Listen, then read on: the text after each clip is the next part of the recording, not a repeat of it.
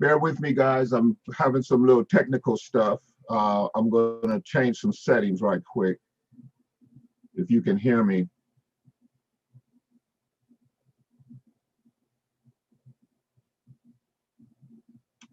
Just bear with me 1 second.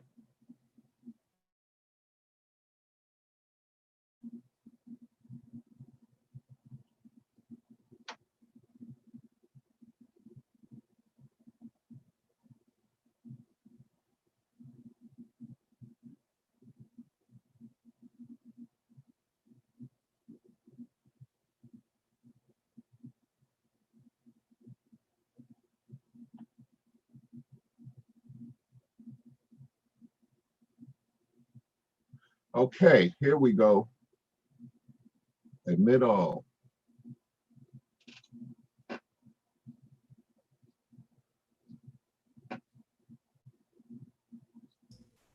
All right, here we go. Sorry about that, guys. Had a little technical difficulty. For some reason, my screen just disappeared. I knew you were there, though. How is everybody today? You guys want to unmute and say hello? Hey, Joe. Hey, Myra. Hi. Hello. Hello. How's it going, Victor? Hey, it's going great. How you doing, Jerry? Is the video? Ronnie. Waylon. Jaime. Tito's back. Sorry about that, Tito. He was bearing through my technical difficulties with me. Ronnie. Good afternoon. Hey, how's it going? Grinding. Right, you guys. Good. You guys out there rocking it, doing deals, knocking them down? Lining them up. Lining them up and knocking them down. That's right. Anybody have any good stories they want to share? Any stories about prospecting, about calls they made, about people they met? I'm starting this process of helping out my good friend from childhood, Hervik, slowly getting myself familiarized with the whole industry and the verbiage. I've been a salesman my whole life, so I feel confident speaking to people. Is just like with anything, you got to have the product knowledge to be able to sound convincing and persuading. So I like the challenge. I'm helping them out. I've helped them out land 2 deals already. So slowly learning and growing. Okay. So let's see. Are you Josh? You're Josh? I'm Josh, yes.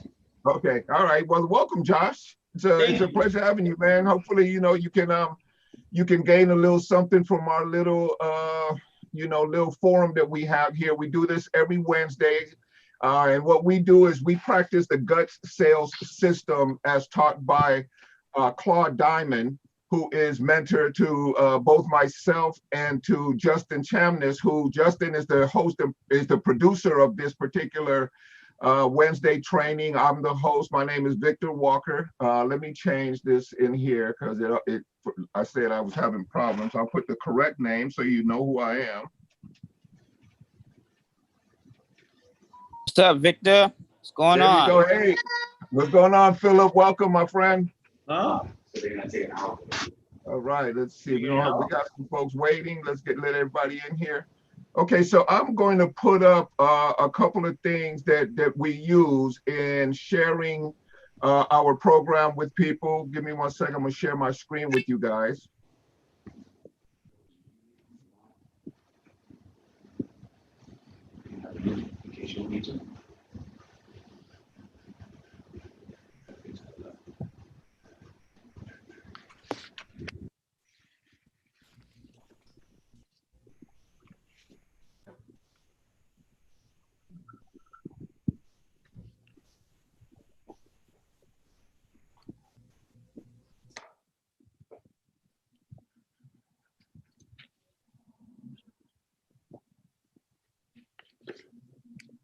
Okay, so can everybody see that mastering the phone to get property deals? Got it, Victor. Okay, cool. All right, so this is basically our methodology. This is Joshua, you were talking about, kind of getting some product knowledge. And as far as the sales skills, and you'll gain some product knowledge because we'll have conversations and you'll find people asking questions about particular situations that they're in or the role plays that we're doing. But this is basically our foundation for what we do in terms of sales. So ideally, typically when you come into a sales conversation with somebody, they're going to be someplace around the middle unless they're not. If they're anywhere less than that, that's going to be a really quick conversation and you're going to know it, right? You're going to just, dismiss yourself. The idea, obviously, with the rest of this process is to get these people someplace in the 8, 9, or 10 range where they're motivated and that they have developed a relationship with you such that they like you and trust you and are ready to do business with you. Everything else is revolves around getting to that particular end in mind. There are 3 rules that we operate by. We always set the agenda. Here's the agenda area right here. We set a roadmap. We get permission to ask questions. We give them permission to ask questions, and we also give them permission to fire us. And you'll see how it's played. Basically, Mr. Seller, my name is such and such. You have a property for sale at such and such. Look, is it okay if I ask you a few questions? Feel free to ask me a few questions, and within a short time, we'll know whether or not it's a match. And if it's not, feel free to fire me, okay? So that's a typical opening that we use, kind of like set the stage, kind of take control of the situation while at the same time giving them permission to go ahead and cut this out if they want to. And then rule number 2 is you want to do that within 3 minutes. Give me 1 second. It's always like kind of like a takeaway or like a treat. Don't worry, you can fire me at any time. This is my numbers.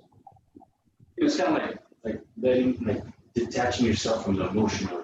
Numbers speak for themselves. This is what I would think. I'm not gonna get emotionally attached. Okay. I don't know if somebody is speaking with us or if they usually move. Okay. So then we go to rule number 2, which you got 3 minutes. And that process that I refer to right there, you have about 3 minutes to qualify this prospect and get this prospect to either, poop or get off the pot, right? If they're not going to move forward, if you don't see an opportunity to move them into this 8, 9, or 10 range because of attitude, because of lack of motivation, whatever reason you'll identify, and you want to do it in the first 3 minutes. Why do we say in the first 3 minutes? Because like you were mentioning, Joshua, you have experience in this business. This is a burnout business. And if you don't control your time and your energy, not only what you're putting out, but what you're taking in, you will quickly burn out and you won't even be able to get your calls made in a day, because a couple of bad calls in a row can put you in a bad space and, now you're out of it. So that's one of the reasons we do that. And rule number 3, if they're not qualified, if they won't move, you need to fire them. And you need to fire them within, ideally, the first 3 minutes. Now, it doesn't always work out that way. Sometimes it takes you 10 minutes or whatever, right? So those are the rules. And then I already went over the agenda. And here's the conversation sections. And this section right here is really important. You'll see it played out in the role play. Why are you selling? Okay, there is something we call need or greed, and you have to identify which one it is. They either have a need or they have a greed. And it's the sooner you can identify that, the more you can move into these other areas of the conversation. And then number 2 is the money. The money in whatever particular strategy you're using will take on many different sections. So you might need to know, how much they owe. You might not. You might need to know, what's their monthly payment. You might need to know how much money they need to get out of this deal to make it work. Those are the money questions that you're going to be mining for. How soon do they need to get out of this? How soon do you need to solve their problem for them? And if you solve them, will they commit to you today? And that's the next one, which is commitment. Get their commitment, right? They need to say yes. Not maybe, not, oh, just send me something or anything like that, because anything but a yes is basically wasting your time. Now, whether or not it's going to be a follow-up scenario, and it could possibly be that. I mean, in this business, sometimes deals don't get done for 6 months. I'm working on a deal right now with a partner, and she's been working on the deal for a year. So that's not necessarily uncommon in this business. So don't get discouraged when deals don't close right away. And then when we get to the closing, we're going to recap what we learned from them. We're going to recap what their motivation is. We're going to solve and satisfy their need or their greed. We're going to, once we do this and you're able to get to where you want to go, can we go ahead and get that commitment in writing today? Great. And then ask questions, but more importantly, ask them if they have any questions that you can resolve for them before you get off the phone. Okay. Now, it doesn't say it here, but there's one real important thing when it comes to real estate conversations. Who are the decision makers? One, which is different, sometimes the same, but it's a different question than who's on title. Because both of those are going to be important to you when it comes time to close this deal. If you think you're talking to the right person and they're saying all the right things and they're moving in the right direction, only to find out that they're not even on title. Not a good look. Okay. So that's kind of the layout of what we do. And we do it basically in a role play. Let me stop sharing the screen real quick, and we're going to move to some role play. All right, looks like we got a few more people in the house. Welcome, you guys. All right, so how you doing, Jerry? Doing great. Good, good, good. You look like you got some energy, man. You over there smiling and how's everything going with you? It's going good. Yeah, moving forward, making some progress. Moving forward, making some progress. Talking to quite a few people. No yeses, but if it doesn't sell in a couple of weeks, maybe I'll give you a call back, that type. Okay. I had a couple of deals. I was talking to people where the homeowner was like, I'm going to try to sell it myself. Okay. And I thought about when Justin last week talked about doing a deal where he actually helped someone in Kentucky where he was actually marketing the property for sale.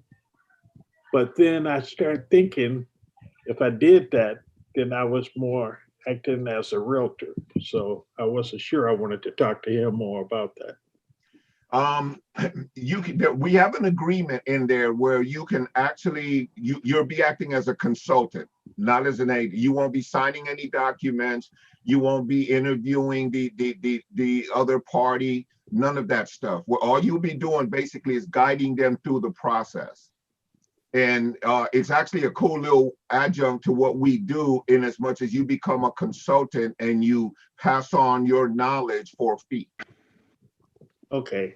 And you can determine what that fee is. But I thought Justin was actually marketing the property. That may have been the case. He might have had it under contract in a particular way, or he might have contracted with them as a marketing consultant. Okay. Yeah, you might want to talk to him more about that. You can reach him in the chat room or on tonight's VIP session. But I would probably broach that with him. But more than likely, he was acting as a consultant, and he had certain things that he was willing to do for the consultation fee. Okay.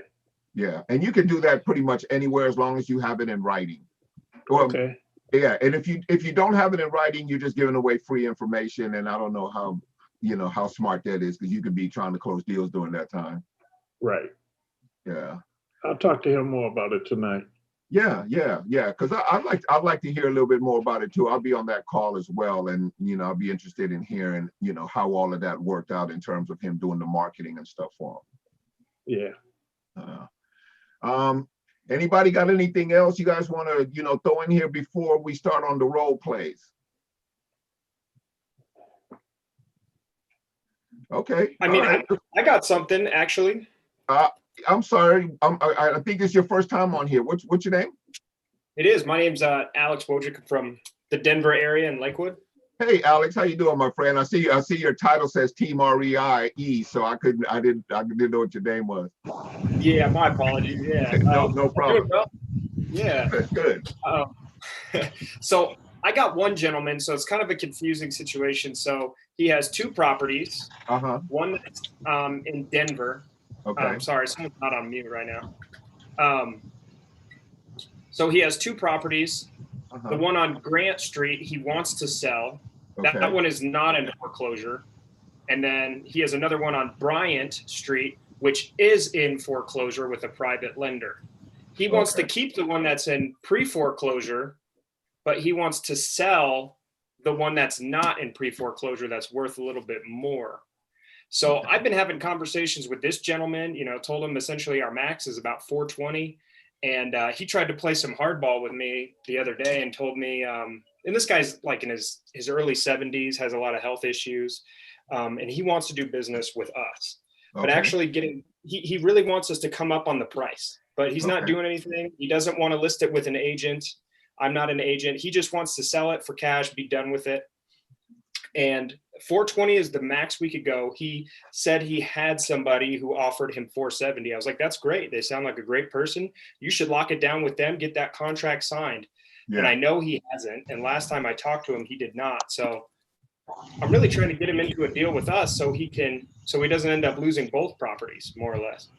Okay. So did you want to try to role play that a little bit, or was that basically a question? How do you want to play it? Yeah, we could do a role play. That would be fine. Okay. All right. You want me to play the buyer, or are you going to be the buyer still, and I'll play his side? I'll probably be the buyer just because he's just doing the runaround, Okay. All right. And so he has two properties. Both of them in foreclosure. Do we have a foreclosure date? So one of them is in foreclosure. The one that and one of them is in pre. Well, no, one is in pre-foreclosure. The other one is not. Okay. Okay. And the pre-foreclosure one is the one for how much? 470? So I could give you the name. So the one on Grant. Okay. That one's worth 580, and we offered him 420. And then the one on Bryant is worth 450, and he owes 220 on both, each one individually. He wants to sell the one on Grant Street because it has a higher market value, and wants to keep the one that's in pre-foreclosure, Bryant Street. Okay. How long does he have? How long does he have on the foreclosure? He has about 2 months. About 2 months? Mm-hmm. Okay. And the other thing is he has health issues, and he's going into the hospital pretty often. He has he got his esophagus removed, and he's in his early 70s with COVID, and he has COVID? No, just with COVID, it's tough with him because he can't have someone come in and look at the house all the time. Oh, got it. Okay. All right, let's play it. All right, let's do it. All right. And what's his name? Charlie. I'll be Charlie. Oh, you'll be Charlie. Okay. Yeah. All right. Hey, Charlie. This is Victor. How you doing? Oh, good, Victor. Nice to hear from you again. Oh man, likewise, man. How's everything going with the with the health issues? You hanging in there? Yeah, I've been up in the mountain house, and I've been in Denver, and every day it's a struggle. Some days I feel like doing stuff, sometimes I don't. Yeah, so Charlie, I was thinking about your situation, and you know, I really want to get this thing resolved for you, but you know, we're a little bit apart on the offer price. And you know, I honestly, to be quite honest with you, Charlie, I have some concerns. You know, I mean, I want to get this done for you, and we need to get it done right away. And I know you have something in your mind that you really want to get done, but you know, I hate to be hard or come off as a jerk or anything, but Charlie, you know, assuming the worst case scenario, you know, this could get caught up and you could lose everything. I would hate to see that happen. So, you know, is there anything we can do in terms of some flexibility here? I mean, you know, I think we have a real strong offer in there for you. We can close on this quickly. Let me ask you something. What's really the holdup here? What's really on your mind? What's stopping you from moving forward on this? Is it just the money? Yeah, it's the money. I want to get the most amount of money possible. You know, I had someone who offered me 470. So Well, Charlie, that sounds like a great offer, man. I mean, I would not stand in the way of that. Why? I mean, why didn't you just sign on the dotted line on that one? well, I know the house is worth probably 600,000. It's in Wash Park. You know, it's a nice area. You know, I think I could get a lot more for it than that. Yeah, yeah. You know, you might be right, Charlie. You might be right. You probably could get a lot more, you know, if you were sure that you had the time and that it would not end up in a situation, you know. Now let me ask you, who is on your inheritance list? Who's looking to gain from you know, you preserving these deals and locking down these houses, Charlie? Well, actually, my nephew died last month. I do know that. Oh my God, Yeah. Charlie, man, you are. Oh, this is. I'm sorry to hear all that, man. I mean, you're definitely going through it, man. Uh, Sorry to hear that. I've lost some family members recently too, and it's nothing easy. But at least I wasn't also, you know, ill. So man, my heart goes out to you, my friend. Yeah, thanks. It's been tough. So I mean, I could pass it down to my nephew. I have my niece. I'm not that close with her. I'm not sure if I would want to pass it down to her. Okay, okay, okay. So basically, okay, this picture is not going to be like the prettiest picture, but let's assume, Charlie, you know, that something was to, heaven forbid, happen to you. Do you care what happens after the fact? Or it doesn't sound like I'm honed in on where you really need this money to go. What is this money for? What are we looking to do with this money, Charlie? So I would like to take the money from Grant Street Uh-huh. to pay off the other house on Bryant Street and turn it into a rental because I know I can rent it for about $3,000 a month. Okay, so you want to take Grant Street and pay off Bryant Street. Yep. Okay, now we offered you 420 on Grant. That doesn't work for you. I do know that you owe 220 on the mortgage on this, right? So that would basically give you $200,000 because we're going to pay the closing costs for you. Okay. So let's see, 420 minus 220. That's 200,000. I would still owe 20,000 on the house on Bryant Street Okay. in order to own that outright, and that one's in foreclosure right now. So I don't know what I would do to get an extra 20,000. What is it going to take to get out of foreclosure, Charlie? I need to pay the entire note. You need to pay the entire note of 220 on the other property? 220,000. Yeah, Okay, 220,000 on Bryant. 220,000 on Bryant. Okay. You putting me in a pickle here, Charlie. You put me in a pickle, man. I'm trying to work these numbers to your favor. Okay, so we need 220 to pay off the other one. That's for sure, right? Yeah. Mm-hmm. Okay, so we're looking at let's look at 220 then. You have two mortgages of 220, so you need 440 to clear up all the mortgages, right? That's right. That's correct. All right. So let's say I cleared up all the mortgages for you. How much money would you need then after that? How much are you looking to after that? Assuming we're going to look forward, 30 days, let's say. All your mortgages are now paid up. Your property's out of foreclosure. You're on ground zero. Now, how much money would you need to walk away with that? Well, probably to be able to rehab the house on Bryant Street, so I could rent it out for the 3,000. So an extra 20,000 on top of that. Okay. So if you could walk away with $20,000 and get your mortgages paid off, we have a deal here. Yeah, I think that would work. How would we do that? Well, what we can do is, Charlie, are you willing to hold on to a little bit of a note for a short period of time while we put the finances together and got the other houses in shape and rented out and sold? Could you give us Yeah, I would like to do that. Okay. Yeah, I don't want to lose it in foreclosure. I'd like to do that. Okay, great. Well, I'll get all this down on paper. Exactly what you and I talked about. Our main goal here, let me recap a little bit, is to pay off the mortgages, get you out of that situation, and make sure that you walk away with $20,000, right? That's our end goal. If we can do that for you, we have a deal? Yeah, we could have a deal with that. Now, Charlie, you've been a man of your word the whole time, so I trust that you're going to follow through on this, and I want to make sure that this will solve your problem and get you where you need to be, my friend. Okay. Yeah, I appreciate that, Alex. Victor. Yeah. Thank you. We good? All right. Yeah, well, I'm gonna get all this down on paper and get it over to you right away, so you can go ahead and get it signed. And we're gonna move forward on this, and we're gonna solve this problem, and we're gonna get you resolved so you can have some peace while you're recovering. Because I expect that you're gonna make a full recovery, my friend. I appreciate that. Yeah, I'm strong-willed, so thank you. Yeah, I know you are.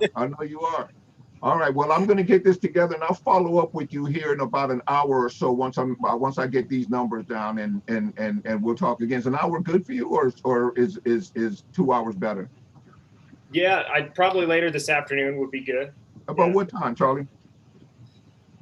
Well, it goes day by day, so maybe about 4 o'clock. Okay. Now, Charlie, I'll try to reach you at 4 o'clock. I know you're in a real precarious situation. If you find a little window in there or whatever that you feel is more comfortable for you, feel free to reach out to me. Okay, I'll be on notice for your call.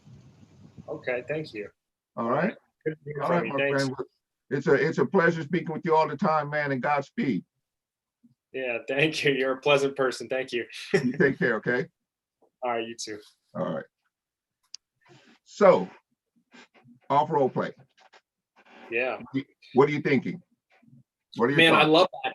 And I've been trying to think of the best way to do that, because, we can give him, the 420 for that house, on Grant Street for sure. But I know in the back of his mind, he wants, an additional 20,000 to be able to pay off that house. And then on top of that, he wants an additional 20,000 to rehab the house and be able to rent it out. So essentially going up $40,000. I'm trying to think of the best way for him to hold that note and be able to hold on to that property and then create cash flow for him monthly.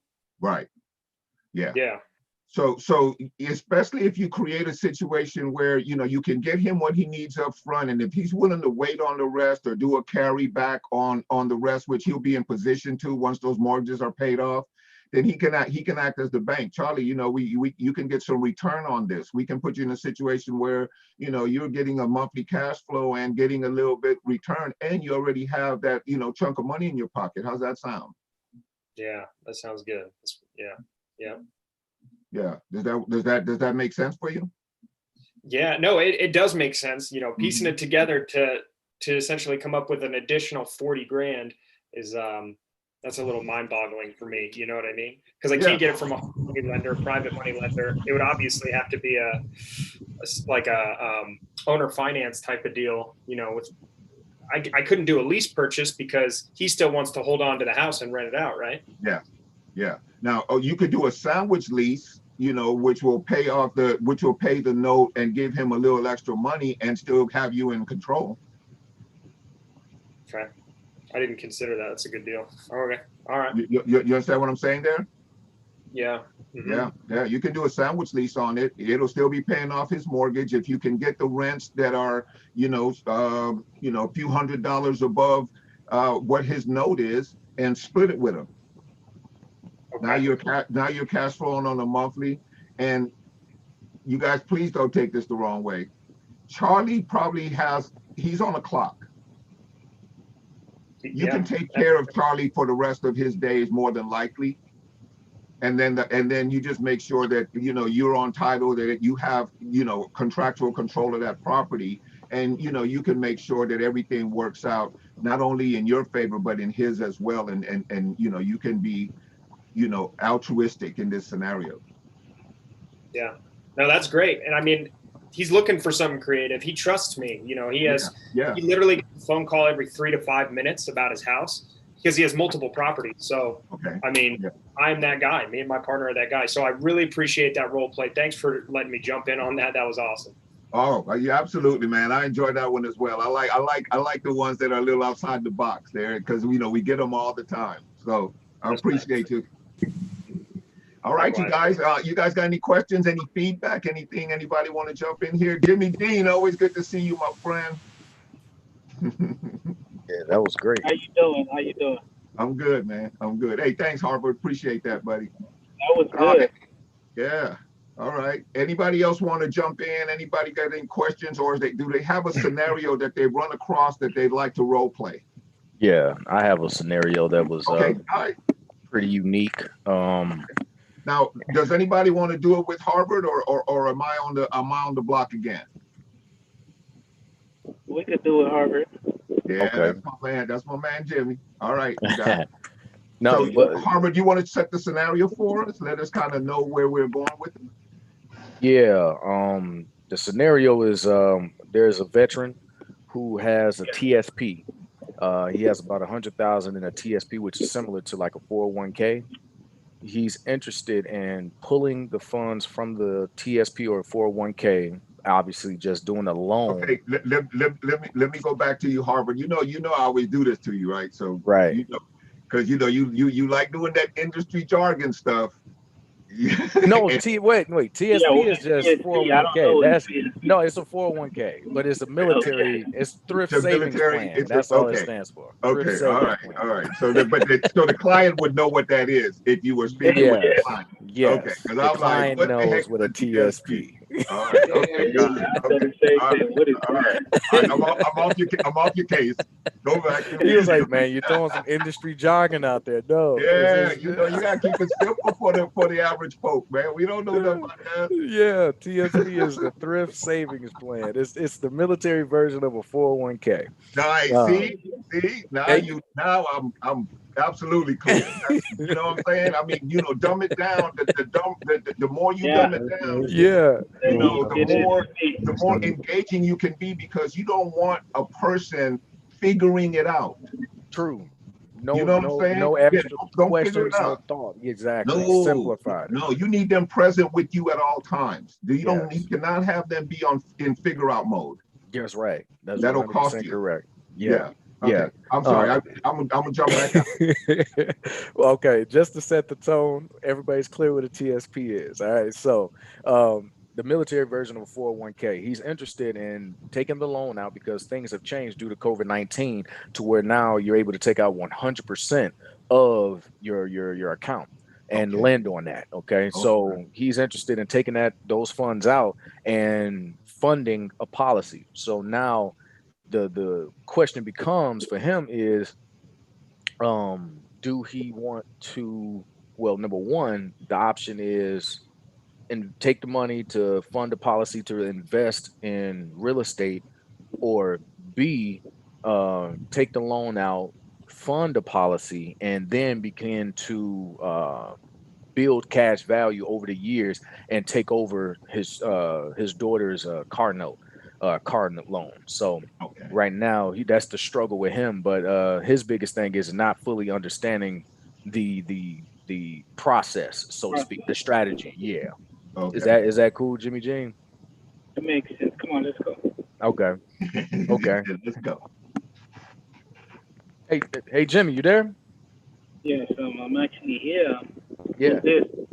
Yeah. This is Harvard. Harvard. We spoke about a week or so ago. You asked me to run some illustrations for you in regards to your TSP.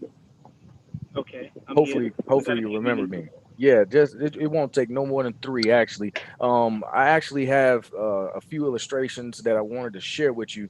The first one is built around you utilizing your cash value from your TSP to invest in real estate. I remember you saying that you had some goals where you wanted to get into wholesaling and such things like that. Did any of that change?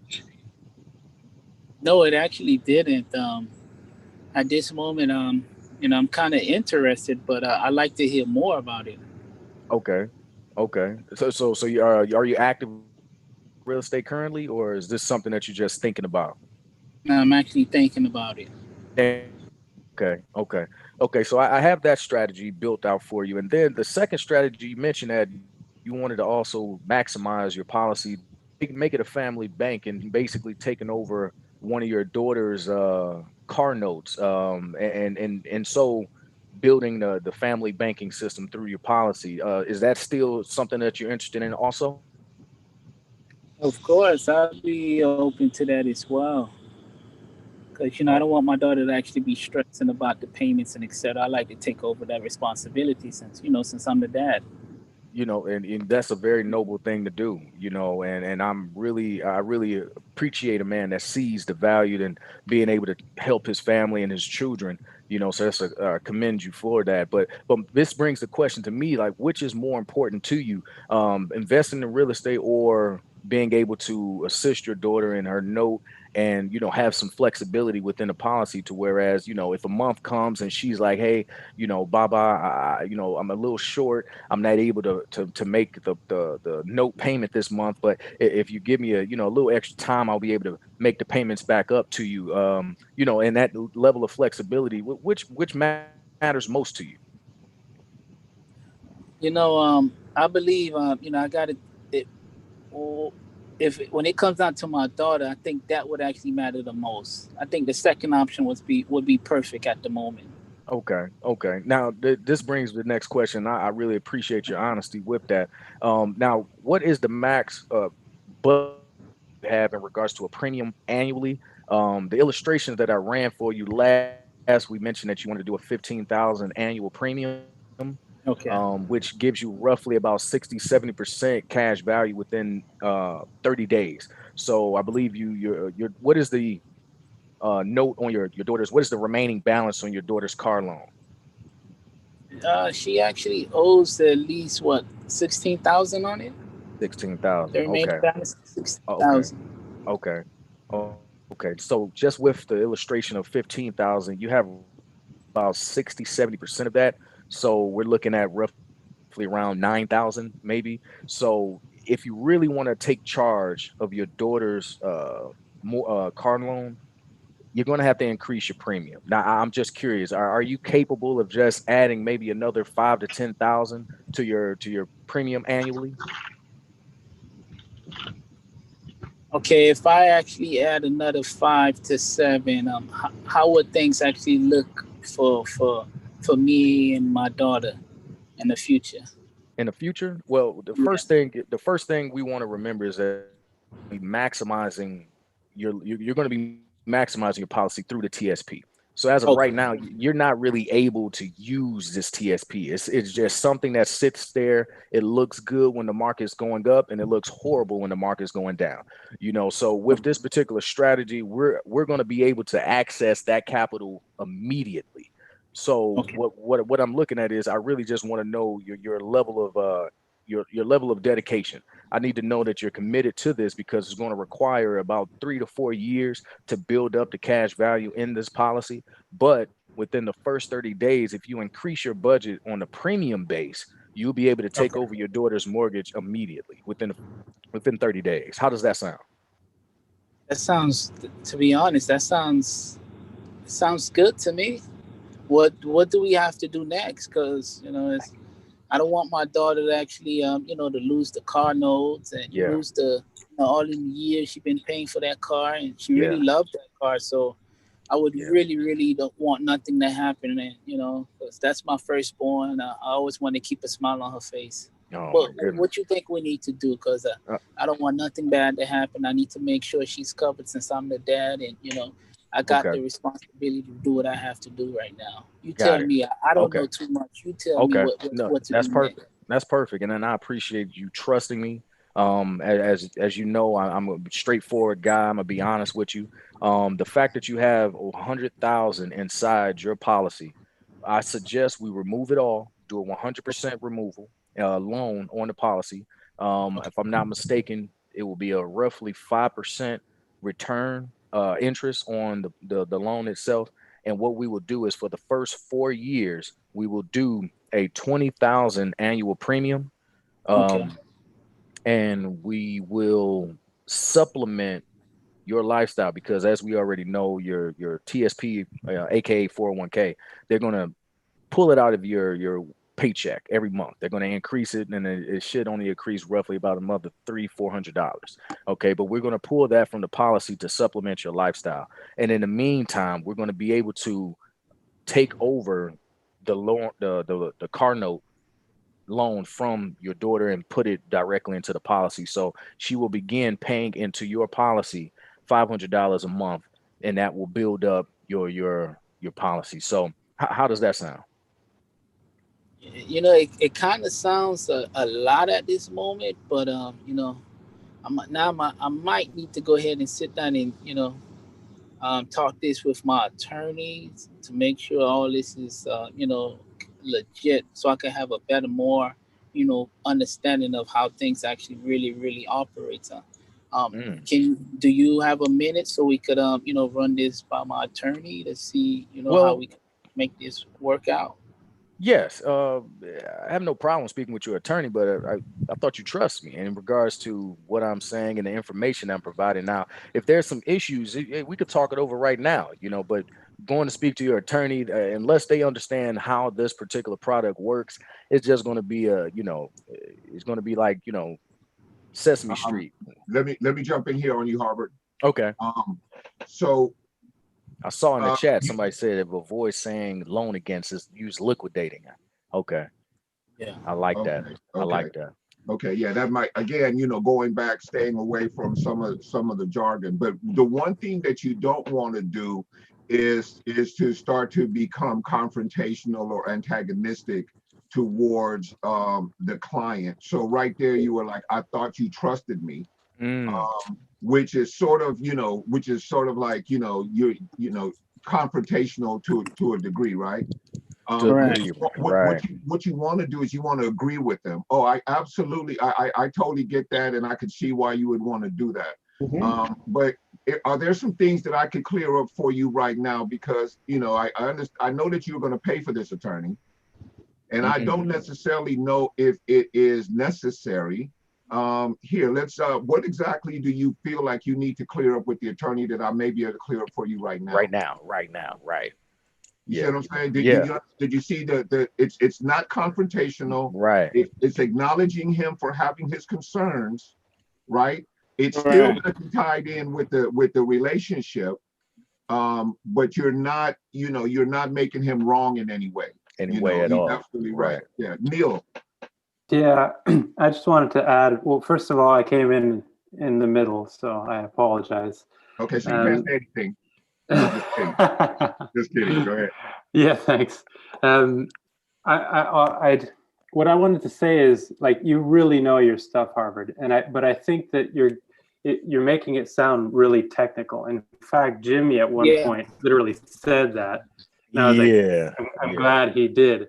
And so, I mean, I really love Victor's advice, but I think that if we were to step back, maybe being less technical might not have brought him to Make it simple. Make it simple. Yeah, to wanting to see his attorney. Yeah. Well, yeah, he might not have had that thought. Right. Simplify it to a point where just satisfy his needs, his interests right now, and his needs is I want to take and protect my daughter's interest in her car note, right? Her car loan. And simplifying that, saying, okay, well, I suggest is that we liquidate your TSP, right? And then we increase the annual premiums to facilitate the loan, the car loan. Okay, something simplified to that degree. So But the jargon. Let me jump in here as well.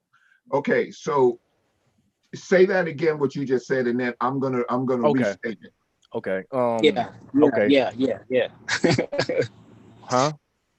Jimmy, what'd you say? Nah, go ahead. I'm listening to Victor. Go ahead. Oh, okay. I'm gonna just repeat the strategy. Okay, we're gonna liquidate your TSP, increase the premiums to 25,000 annual for the first 4 years, and within the first 30 days, we're going to clear the car loan and bring it into the policy. Okay. All right. So Jimmy, this is what we're going to do. Okay. You have a chunk of money in here. We're going to take that whole amount of money, right? And we're going to put it into a whole nother pot. Out of that, in the first 30 days, we're going to pay off your daughter's car. Okay, so we're going to have that completely. Now, unfortunately, it's going to increase the premium a little bit to accomplish what it is that you want to have accomplished. The premium increase is going to be about this much. Are you okay with that? Are you comfortable with that? Okay, good. Yes, I'm okay with that. All right, cool. So if you're okay with that, what it accomplishes is now we have your daughter's car paid off.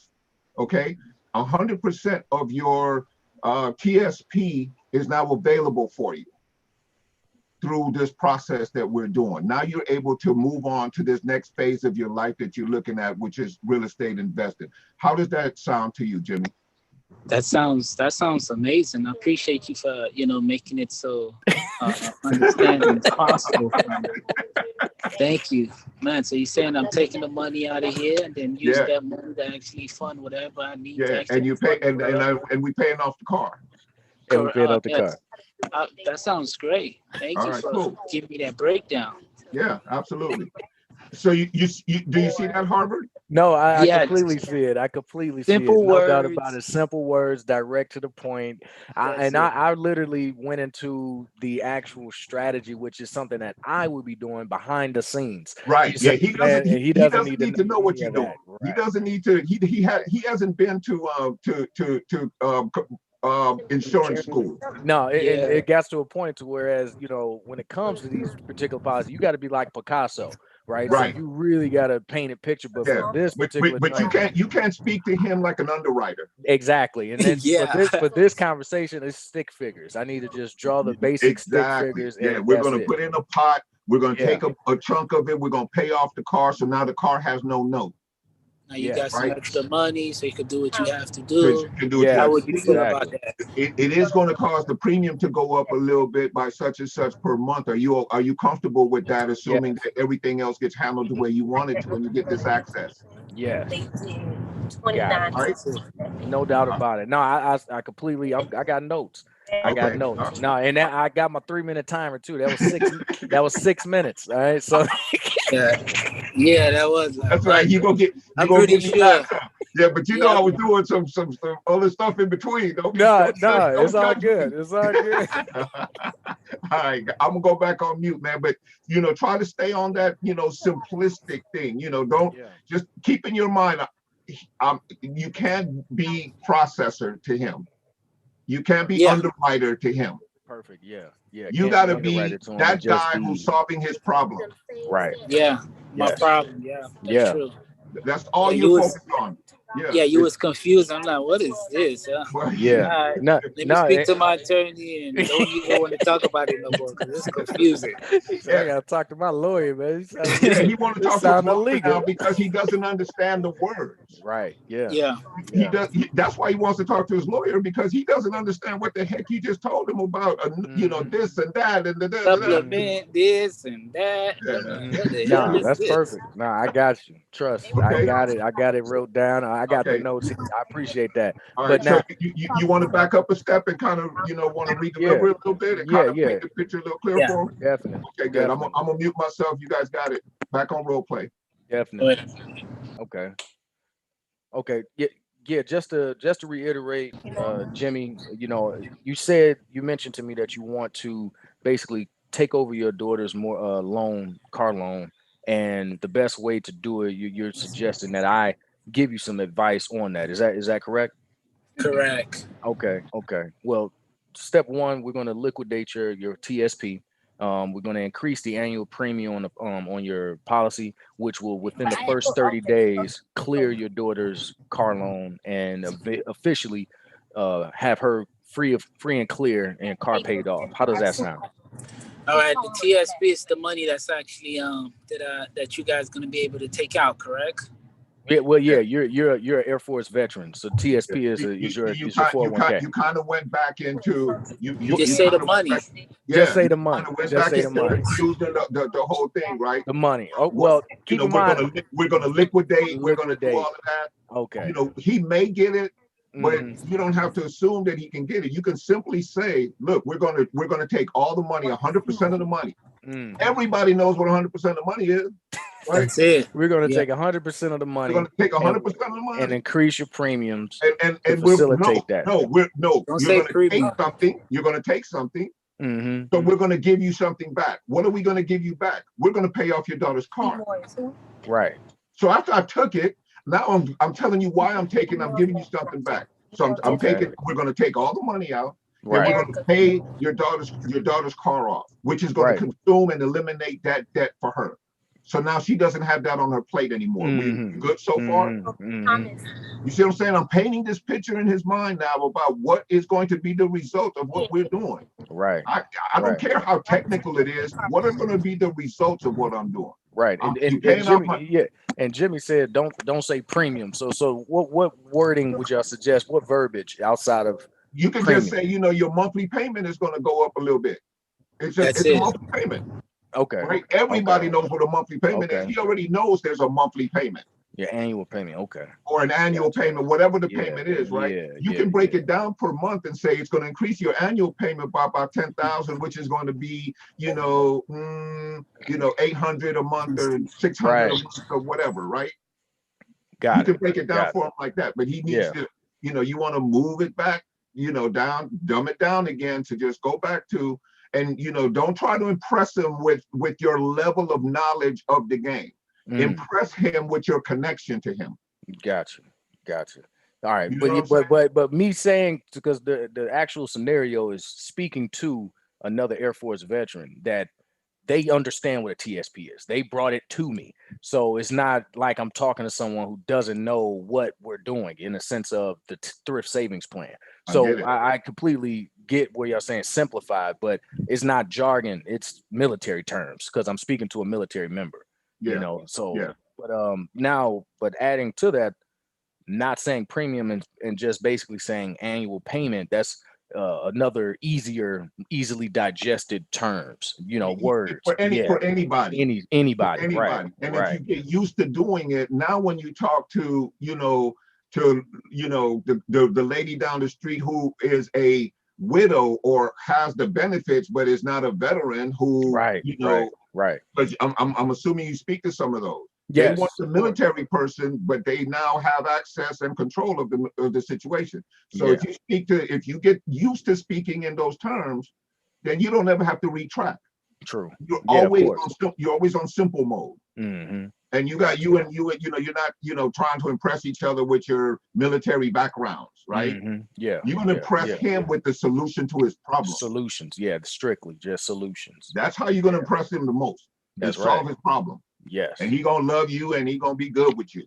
Yeah, no doubt about it. Yeah. No doubt about it. Jimmy, do you love me? All day, every day. We can move on though. Somebody else could get in on this role playing. But I got some amazing notes. You're on mute. No, you ain't off the hook.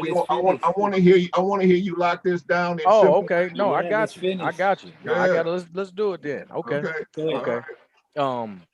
So just to recap, Jimmy. Just to recap, we want the in-game goal and your sole purpose is to clear your daughter's car loan. Okay, and we've solved that issue by liquidating all the money, and in doing so you agreed that it's going to increase your annual payment. Okay, does that sound good so far? Yes. Okay, and just to clear that up, your daughter's car loan is officially cleared and you're going to have an additional $15,000 to invest in real estate. How does that sound? That sounds good. Okay. So what I'll do is I'll send over the illustration to you. The moment you read over it, sign it, and get it back to me before 4 o'clock today, it sounds to me that we have a deal. How does that sound? That sounds good. I look over it. If everything makes sense of what we just spoke about, I don't see us actually having a problem moving forward.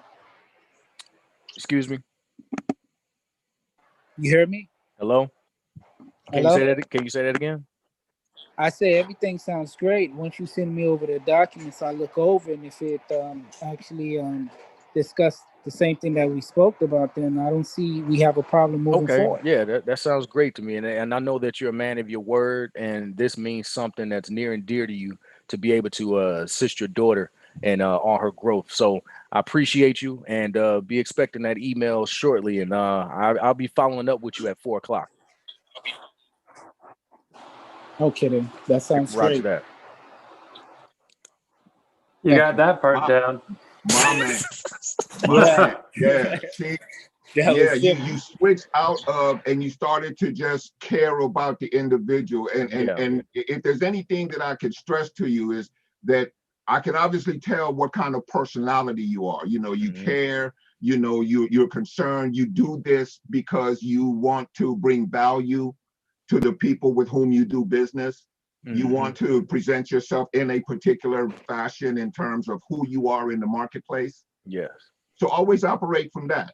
Always operate from caring and providing a service and making sure that it's understood in a simplistic as a fashion as you possibly can. Yes. Right? Like in any situation, stay away from the jargon. Nobody is really impressed with the jargon, even if they are on your same level in terms of knowledge. The only time it makes sense is when you're in the training room. Yeah, around others, but around others in the field, just simplify. In the field, easy digest. just be Harvard. Just be a caring, individual who's coming to solve problems for his clients. That's right. And if you stay there, you're going to be cool. Yeah. No, you're gonna be cool. Yeah. And like I said, just keep it dumbed down, keep it simple, if you want to use words like liquidate, now you're causing them to think. If you say we're going to take 100% of the money, everybody know what that is. Everybody knows what 100% of the money is, right? But I don't have to compartmentalize, and I'm now over here trying to figure out what liquidate. And all of the components that go with liquidate. With liquidate, right? As a definition, right? As a definition, right? So now I'm figuring stuff out. You can't have me. You can't have me in the next room while you're talking. Right. You really can't have me in the next room if you put me there. You put me over there. Like we keep it simple. Does that make sense? No, it's 100%. No, I'm grateful. I'm here. All right, right on. Well, thanks for sharing that, man. That was amazing. I think we all got a lot out of that in terms of any conversation where we are connecting with our and you guys, as long as I do this, I always know when a deal is not going someplace for me because of the connection. And I think Jimmy, Neil, anybody who does this continuously will attest to that.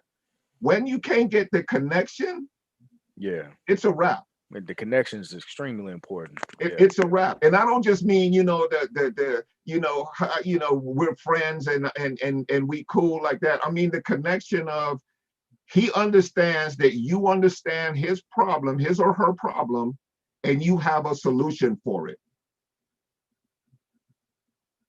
Once that's clear, the rest is easy. And then you can hang up the phone and you can go back into underwriting. And underwriting for all of us is, deal structure and everything else to make sure that everything that we can deliver exactly what we said. Right? That's underwriting for a real estate person, but for you, it's a little bit different, right? Where you have to feel, but we all have an underwriting department in our business. Yes. Yep. That makes sense? But we don't talk to them about our underwriting department. Thanks, Jimmy. Yeah, we don't. We don't talk to them. You know, also. Go ahead, Jimmy. Victor. Also with Howard, Harvard.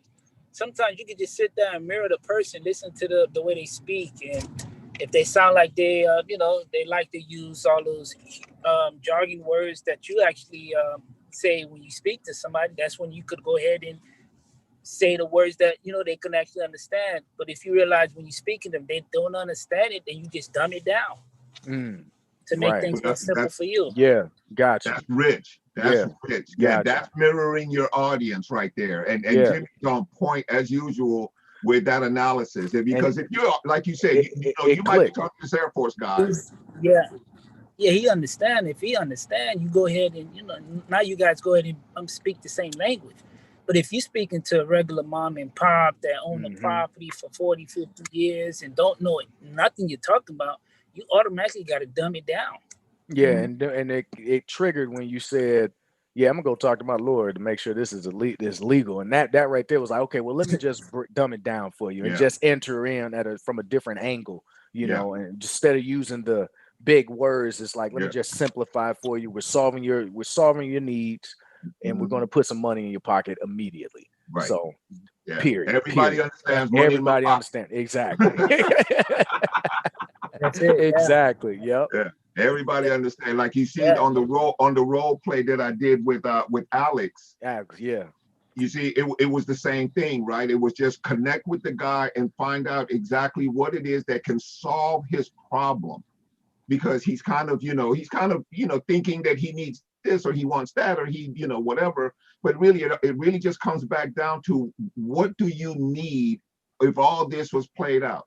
And we came to a point at which he understood what that person's need. Now our job is just to structure it such that we deliver on that need. Everything else is smooth. And when you get to that, like Alex already has this relationship and he's that guy's dude. Yeah. Right? Yeah. But that's the thing that gets you to be that guy's dude, is understanding that you're trying to solve that problem. And that you're committed to his problem. I already told you I want to take care of my daughter to make sure her payments are actually still being made in case something happened. Now you just got to focus. Okay, I got a problem. See how you can get that thing fixed. That's it. Why don't we just pay it off completely? Yeah. Yes, with the money that we actually pull out, and then we go for now she doesn't have any car payments. Right. He's Let's excited. do it. Send me over the paperwork. Let me look over it. Yeah. Now you got him. You just solved his daughter's problem. That's more important than solving his. In his mind. Yeah, exactly. Because that's where his passion is. That's what he wants. He wants to do that. That's right. That's right. So what we're talking about, folks. Alex, did you want to say something? No, man. I was just saying, boom. Harvard, you went from kind of making it kind of complicated, and it got much better after the third role play, man. So yeah. Here's that's all I wanted to say. I mean, it wasn't really on. Appreciate your input, my friend. All right, you guys. Hey, man, I'm loving today, man. You guys are killing it right now. Anybody want to jump in and do any role play? Neil, you got something for us? I know you are. I know you're always thinking. I see your mind. I see it from here. No, I don't have anything in particular today. Okay. All right. So I will tell you guys a story that I think might help you guys when you're out there in the marketplace. So I messed around and let a guy, I was doing a lease option, we were liquidating. Did you hear me, Harvard? We were liquidating. Okay. I'm messing with you. So we were selling a lease option, and I got a guy on the phone, and the guy was, saying that he had everything that we needed and that he could qualify this and everything, right? And I'll be honest with you, I got a little greedy. He was talking some numbers that I knew I could extract a little bit more out of this deal than I anticipated, right? I'm gonna tell you guys the story as a warning. So, Then all of a sudden, the guy, he wants to get his realtor because his realtor handles all his business, right? So this realtor ends up injecting herself. And of course, the first thing she wants to say is, I usually get paid such and such. I don't pay realtors. I didn't invite you into this conversation. No. Any compensation that you receive will come from the person who hired you as a consultant. So let's get that cleared up. And so when someone introduces a realtor or somebody else into your deal, an attorney or anything else, clear up immediately who's going to pay that attorney. Okay, that is not, you didn't hire that person, you didn't bring that person in, right? But I made that clear. Okay, to make this long story longer, this person started getting involved, and all of a sudden she's choosing when to return my calls and when to return my texts, and when the texts had any kind of flavor that were in her, to her advantage or to her benefit, she would return the text immediately. Anything else, I could wait a day and a half. I ended up taking almost 30 days to close a deal that I should have closed in 5. Okay, and this lady cost me all this stuff, and believe me, I smoked her on all of her reviews because she was trash in terms of how she handled. And I say smoked her in her reviews because here's how I think about that. If somebody's out there doing crappy business and undermining deals and not being a professional, by you pointing it out, you're probably saving us trouble. Because if we go in there and if anybody else goes in and tries to do business with her and they read your review, they'll have a sense of who they are. And you probably are saving another investor or another homeowner or somebody from dealing with this, crappy agent, right? So if anybody comes in there, first of all, if they're not invited, you don't pay them, period. Bottom line is, and she ended up holding us up for like 25 days on a deal that should have been done in 5 days. The good news is we actually closed that deal today, and we got deposits in banks and everything today. So the deal got done after I dismissed her. Oh no, let me tell you how she dismissed herself. And I believe what she did is she went and found another property for her client. And after we had all the paperwork and we're actually waiting for her wire, she sends me a text and says, I don't have a live signature. We're not going to do this deal, and stop returning my calls and texts. So I know what she did is she found another deal, and she basically took her client over to the other deal and took him out of mine and basically disappeared and started ghosting me. Oh, wow. The moral of the story is guard your gates. Guard your gates. Don't let anybody else, involve themselves in your situation. When people start saying they need to do this, they need to do that, you want to try to cut that noise immediately. What is it that you are not clear about? What questions do you have that you need clarity on? Because I would hate to see you go out and spend what you're going to spend when we're right now talking about saving you money or putting money in your pocket. And I'm pretty sure that the things that you're going to ask, I can clear up for you right now. That's right. Fantastic. Clear the table, right? So, did somebody have a comment? I heard somebody jumping in here. Well, I said it was fantastic, but so she found another deal, but did that guy come back? Why? How did it close? No, I closed it with another guy in 3 days. Yeah, it should have closed in 3 days. Instead, this realtor, kept us on the line and just kept dragging everything out and playing games and doing everything else, right? And the truth of the matter is okay, the potential for my profit was greater had that deal closed. And quite frankly, I got a little greedy. Lesson learned, never to happen again. Know your numbers going in, know what you want to profit from it, set your price, stick to it, close your deal. Because if you start letting that you know, the water rise and fall on your deal because somebody's coming in with this much money and this, it will screw you over. You know what I'm saying? Know your numbers, close your deals, get them done quickly, and on to the next one. And just make your money. So that's my rant for the day. No, that's a great experience. Thank you. Yeah. Thanks for the heads up. How everybody doing? Peace. Who's that, Rashid? Yeah, it's Rashid, man. How you feel? Rashid. Doing good, man. Doing good. What can we do? Welcome to the role play. Thank you, man. I've been calling all these title companies, man. They treat me like I'm an alien.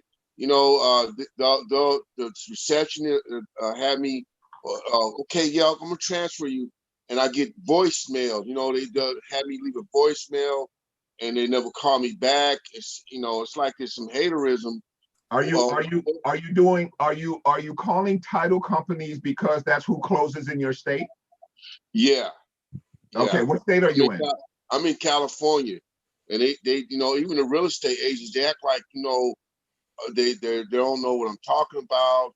It's you know, and I just, you know, because I'm ready to rock and roll, but like one of the guys I follow on YouTube, he say, if you got a deal and if you got a title company that's on retarded, they'll just blow your deal out the back door. And it sounds like you kind of experienced that with a real estate agent. And it seemed like when I'm experiencing, it's like there's some haterism on investors on what we do, you know. Okay. And I'm a little frustrated, but I'm not going to give up though. Okay, so let me jump in here with you a little bit, and maybe I can also turn you on to some people. As you know, I'm in California as well, and that's Los Angeles in the background.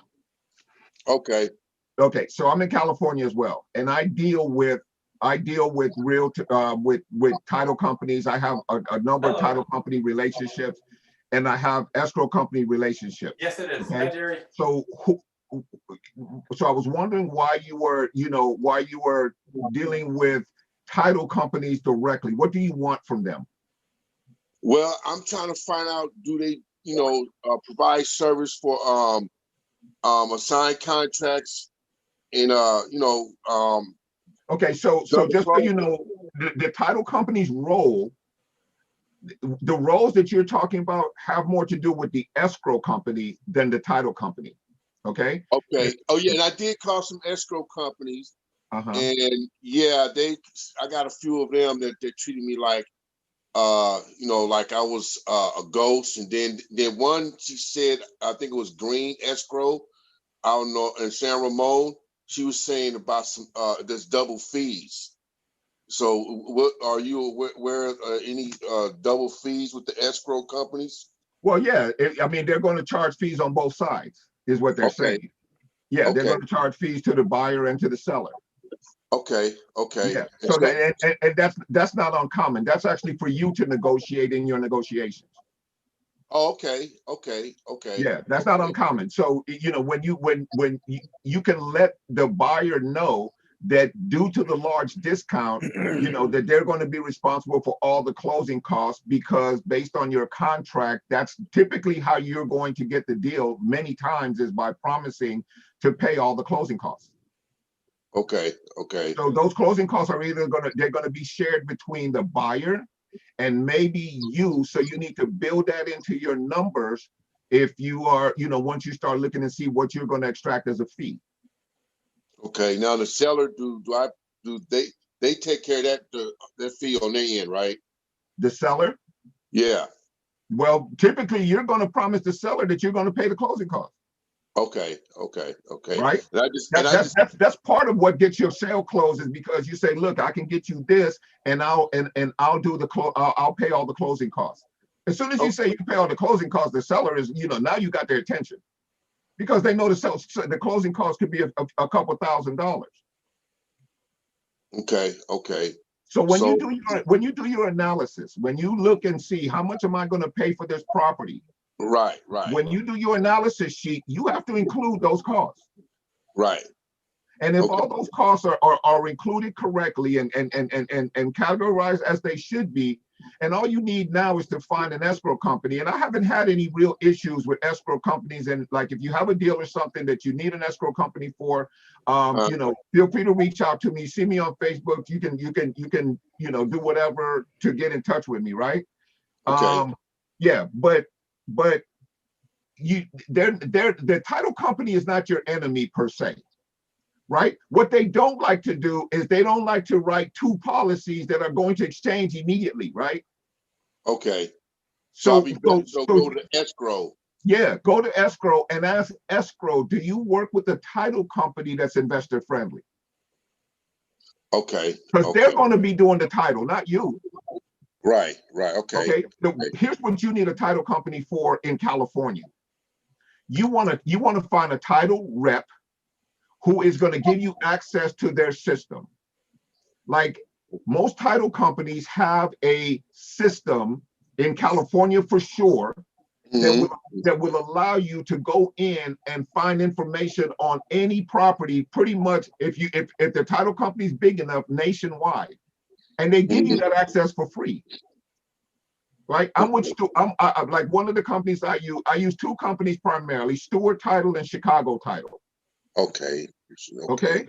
Now, both of those reps have put me on with systems that I can go in and I can pull a property profile. A lot of the things that you can do, for instance, that you guys are doing right now on PropStream, I do all that for free through my title company.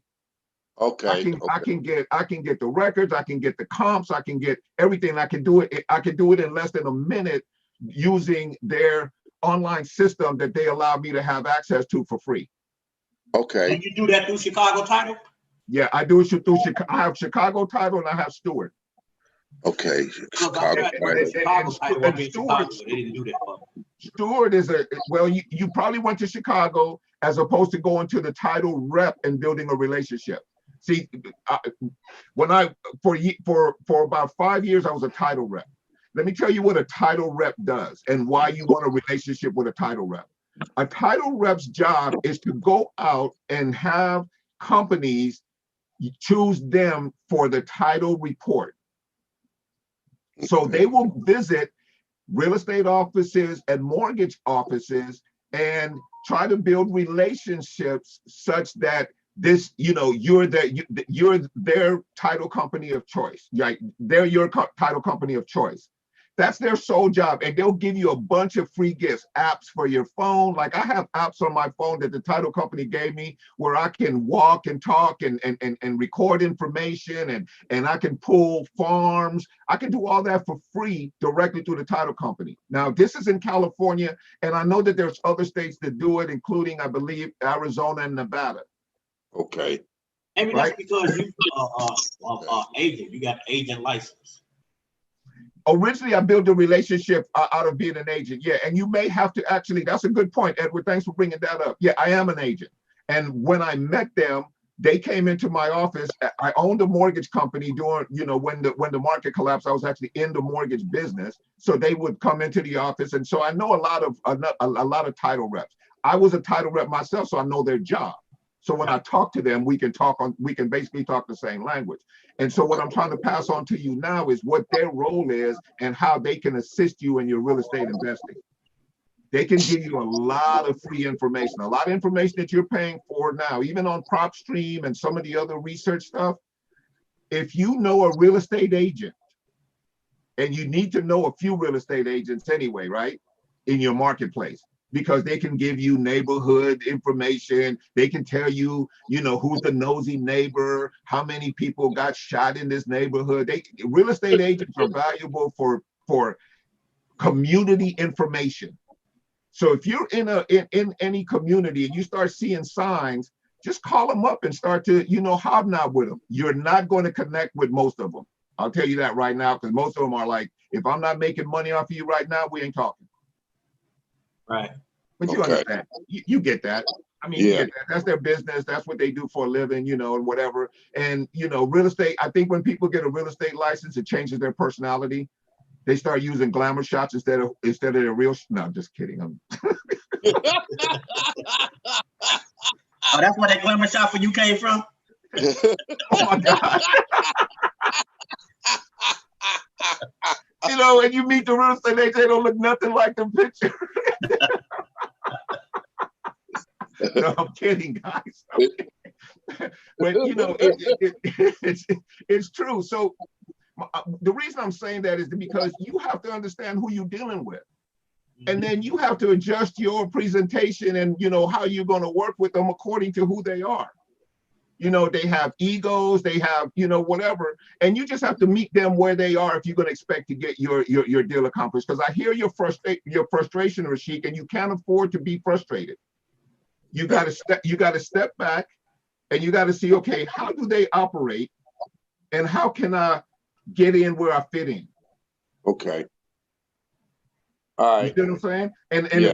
if I'm you, I'm now backing up and I'm looking at escrow companies. And you can just walk into an escrow company and say, look, you know, can I talk to an escrow person or whatever? They'll just let you talk. They'll just let you talk to them because they're always looking for business. This is one thing you have to understand too. They're all looking for business. Okay.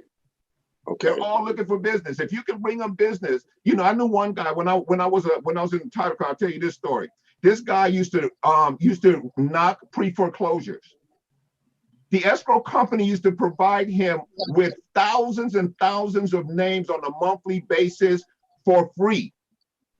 Okay. Why? Because he would open all the title orders with them. A title company, what does a title company want? Title orders. Okay. Fill that need. Okay. What does an escrow company want? Escrow orders. They want open escrows. Fill that need. Right? Right. So operate from that point of view. Look, how can I get in here and give you what you want and or need? That sounds like a winner. Thanks. You know, look, I put together solid deals. You know, I make sure my numbers are right. You know, I follow up. I'm professional in my presentation. I don't go off or get angry when things go bad. I'm patient. You know, and you sell those qualities, and they'll want to work with you. They'll help you. Thanks. I appreciate that. For sure. Yeah. All right, guys. I think we're in the role play session, but I think we've kind of turned it into and I'm loving it. I'm loving it. You guys are awesome, man. You cool with that, Josh? We can't hear you. Unmute yourself so you can share, buddy. I really appreciate all this information. Like I said, this is something new, and all these scenarios, either I'm gonna get confronted by them or I will. So I really appreciate all the information. It really helps. Yeah, for sure, man. Thanks for being here, buddy. I'll be joining a lot more often. All right, cool. Good to have you. Yeah, we'll get you in on some of these role plays and stuff. Hey, Myra. Unmute yourself. How's it going? Not bad. How are you, dear? I'm doing good. Good. Here, still at work. You want to role play with me? Oh, you can't role play while you're there, huh? Oh, okay. You just listening in? But I wanted to listen in, yeah. Okay, cool. All right. I'm not gonna put you on the spot, man. I'm gonna wait until you get home. We appreciate you being here. Thank you. All right. Anybody want to role play? Come on, you guys. I do. Who's I? Jerry. Hey, Jerry. There you go. I find you now. Jerry, you got a scenario that you encountered or something that you'd like to? No. Okay. Do you want to be the buyer or the seller? Correct. Seller. Okay. And does anybody want to play the buyer role? I'll play with you if who's that, Mike? Yeah. How about Rashid? Huh? How about Rashid? Oh, Rashid. Yeah, I play the buyer. I mean, okay. Yeah, let somebody be the buyer that ain't did it before. I want to hear some different scenarios. Oh, stop, Ed. You know, Ed. All right, Ed. We gonna accommodate you, brother. Right. Okay. All right. So you're going to be the buyer, Rashid, or the seller? I can be the buyer. Seller. I'll be the buyer. I'm sorry, Jerry. What did you say? Seller. I'm going to be the seller. Okay, so you're going to be the buyer, Rashid. And you know, the buyer is the best role play, be the buyer. Because that's what you're going to be mainly anyway. Anyway, right? That's right. You're right. Yeah. You're right. All right. So you guys want me to set up a scenario, or do you want me to just you guys want to do it as you go? I can do it like I'm doing a follow-up call, Okay.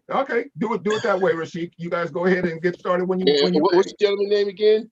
It's Jerry. Jerry. Okay. All right. May I speak to Jerry? Speaking. Hey, how's it going, Jerry? My name is Rashid. I'm from Elevating Investments, and I was reaching out to you to see if you have a property that you'd be interested in selling for a cash buyer. Yes, I do. I have a property listed on Zillow, in fact. Okay. Tell me, how long you been in the property? If you don't mind me asking. I've been in the property for 8 years. Okay. And what made you decide to be, what motivated you to decide to sell the property, if you don't mind me asking? Well, the kids are getting larger, and we actually were looking for more space. Okay. All right. So let me ask you a few questions regarding the property. What type of work have you had done in the last 2 years, like roofing, plumbing, your updates on the windows? Windows are good. The roofing is good. The roof is about approximately 3 years old. The plumbing is excellent. The only problem, it might need carpeted and painting. Okay, so minor stuff, nothing major. Yes. Okay. I would say you're probably looking at $7,000. Not bad. Okay. And I noticed you have your property on the market for like maybe 4 months, and you're asking $300,000 for it. Yes. Okay. So if needed, what would be the least that you're willing to accept as far as a cash offer for the property? I mean, if needed. I mean, I don't know. You call me. What would you offer? I would let's say 285 sounds. That's something that would work for you? I don't think 285 would work for me. I was thinking maybe 290. 290? Okay, we can work with that. Yeah, me and my team most definitely can work with that. So that's something that would work for you, and most definitely would work with us. And so, would you, from this point on, would you be interested in signing a contract, and we can get things rolling for you? I don't know. This is all cash offer. Rashid, I accidentally muted you. Unmute yourself. Okay, let me jump in here just a little bit, Rashid. Because at this point right now, you want to just sort of start to do your recap, okay? Because you went through everything else, and you went through everything pretty good, right? But then you're asking him for almost for his permission, right? You don't want to get in a position where you're asking him for his permission per se. You want to be you're the professional. You want to close this on a solution-based closing. Okay, all right. You understand what I'm saying? Okay, yeah. So if I understand you correctly, if we could put this in your pocket, or if we can close this such and such, and so I put up the structure that we want. Okay, so you want to make sure that you understand his timing. How soon does he need to get this done? Hey, Victor, your view is not wide enough to see it all. You're only seeing part of it. Only seeing part of it? All right, Yeah, I don't know if you saw part of it. okay, let me see if I can redo it. Thanks, Ed.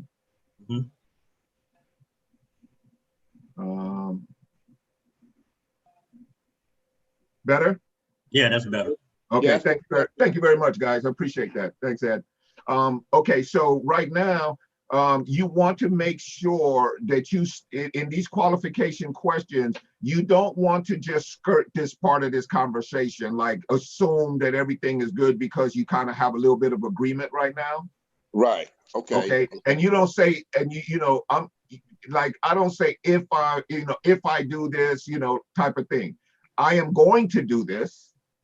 And when I do, can I to do your part, right? So I'm going to put this all in writing, exactly what we talked about, and I'm going to get it over to you. Do you understand the difference? You understand the command now that you sort of have of this situation. You're now the professional. Okay. You're not, waffling, you're not going back and forth. And I find that you have to create this sense of confidence so that when they get off the phone, in their mind, they're thinking this dude knows what he's doing. Or this lady knows what she's doing. Okay. Like, it may not sound really important, but I think that a lot of times, and we've had this conversation in the group where you get ghosted after the fact. Okay. The only time you really truly get ghosted is if you haven't solved the problem and there's a confidence issue. Okay. All right. Right? Yeah, that's that. Go ahead. I'm sorry. I just took a screenshot of it. So I Okay, got it. perfect.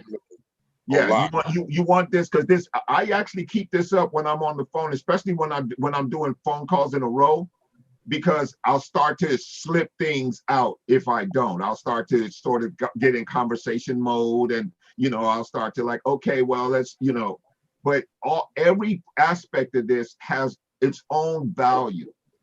Okay. And the value comes mostly in cementing this in their brain.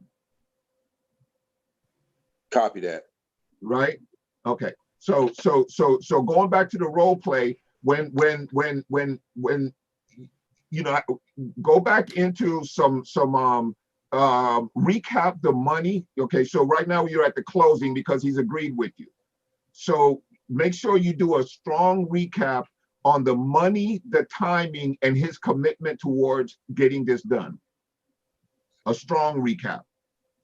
Okay. All right. One more time, my role player's name again?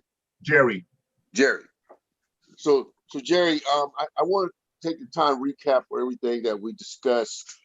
So you're okay with 290, and how soon are you like to have this transaction done and completed? What time frame are we looking at? Next 30 days. Okay, next 30 days. Okay. And the reason I say 30 days, that would give me time to get things in order to relocate. Okay. Okay. That sounds fair. And so what I'm going to do is write out the contract, everything we discussed, and what you're looking for, and I'll send the contract right over to you, and we get the ball rolling for you, so we can get that upgrade for you and the family. That sound like a winner for you, Jerry? I have a few questions. Sure, shoot, go ahead. By all means, I'm open for questions. Could you send me a proof of funds letter? I most definitely can do that. Okay. Yeah, that's and you're going to send the contract when? I can send it within the next hour. That'll work for you. We'll get with my team and we'll pull everything up, put it all together, everything that we discussed here, and I'll get it over to you, the contract to you via email. That's something that works for you. Okay, great. Okay. Yes, it will. And once I receive that, I would like to send it over and have my attorney take a look at it. And if he says it's a go, then we have a deal. All right. No worries. That sounds like a winner, Jerry. And I'll get that over to you in an hour. Okay. So let me jump in here. I'm just going to ask you, Victor. Yeah, that's not okay. That is not okay. We don't want this. I'm a rookie, so yeah, I'm a rookie too. We're all rookies. That's why I wanted to play with you, because we're both rookies. Yeah. And so I'm here to try to see if we can't, it's a learning process, and so nothing is personal, nothing is, trying to put anybody down or anything like that. And I hope I'm not coming across like that. No. Okay, cool. I got vinyl skin. Yeah. Okay. Yeah. Plus, you know, the game we're in. If you don't, you might need to find another game. Right. Right. Yeah. You know what I'm saying? Yeah. I got 21 years in the security industry, and trust me, if you don't have thick skin, you got... Right. Okay. So he was talking about inviting somebody else into the conversation, and remember, I just painted that picture about how you want to clear your table. Okay. You don't want this guy in this conversation if you could possibly help it. This goes for everybody on. You do not want any other parties in here outside who is not on title. The only other person who you really want in this conversation is on title, which might probably going to be the wife or another family member or a business partner.